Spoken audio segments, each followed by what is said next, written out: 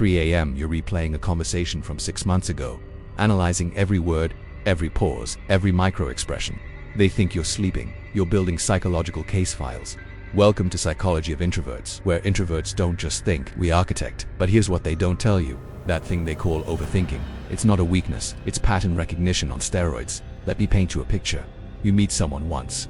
Just once. A casual conversation. Maybe 5 minutes. 2 weeks later, you remember how they said fine, but their voice cracked. The person they looked at when they laughed. The topic they changed when it got too personal. The contradiction in their story nobody else caught. Meanwhile, everyone else has already forgotten the conversation even happened. That's not overthinking, that's data collection. And while they're calling it anxiety, you're 3 chess moves ahead of every social interaction you'll ever have with that person. But let's be real. This superpower, it's exhausting, and nobody warns you about the dark side. Because here's what actually happens in overthink mode. Scenario 1. You send a text. They don't reply for 3 hours. Normal person. Oh, they're busy. Yep. You've already written 17 different narratives. They're mad at you. You said something wrong. They're talking about you to someone else. This is the beginning of the end. Actually, maybe their phone died, but it's been 3 hours. How long does charging take? Unless they're avoiding you on purpose.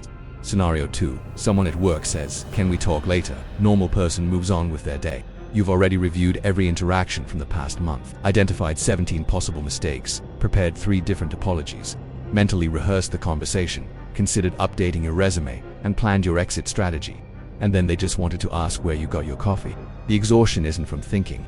It's from thinking in loops. The same scenario, different angles, infinite possibilities. Your brain is running multiple simulations simultaneously, and there's no off switch. But what if I told you there's a way to turn this curse into your greatest advantage? To weaponize overthink mode.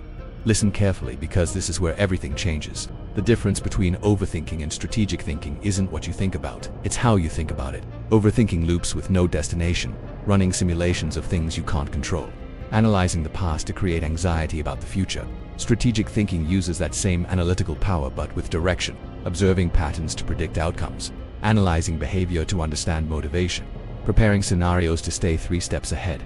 Here's how you make the shift. Rule 1. Give your brain a job instead of "why did they say that?" Which loops forever. Ask, what does this behavior pattern tell me about their values? That's a question with an answer. Rule 2. External processing. Your brain runs simulations because it's trying to solve problems. Write them down, voice memo yourself. Externalize the thought. The moment it's outside your head, the loop breaks. Rule 3. Time box the analysis. Give yourself 10 minutes of dedicated strategy time. Set a timer. Think it through, make your assessment, then move on. Your brain will learn. We analyzed this. We're done. Rule 4. Apply the intelligence. You're noticing someone's body language changed when you mentioned a specific topic. Don't spiral into, "Are they mad at me?" instead.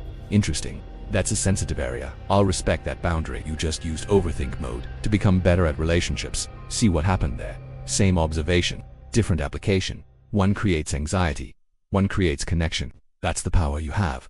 So here's what I need you to understand. You're not overthinking because something's wrong with you. You're overthinking because your brain is capable of that level of analysis. The problem isn't your depth, it's that you've been told depth is a disorder. But every great strategist, every master psychologist, every person who truly understands human behavior, they all started exactly where you are, in overthink mode. The difference is they learned to direct it. You're not cursed with an overactive mind. You're blessed with a strategic one. And the moment you stop apologizing for it and start applying it, that's when you become dangerous. In the best possible way. So tonight, when you're lying awake at 3 a.m., analyzing everything, remember this: you're not broken, you're not anxious, you're not too much, you're an introvert in strategy mode, and that's your superpower. Now use it. Follow for the next level of introvert psychology, because we're just getting started.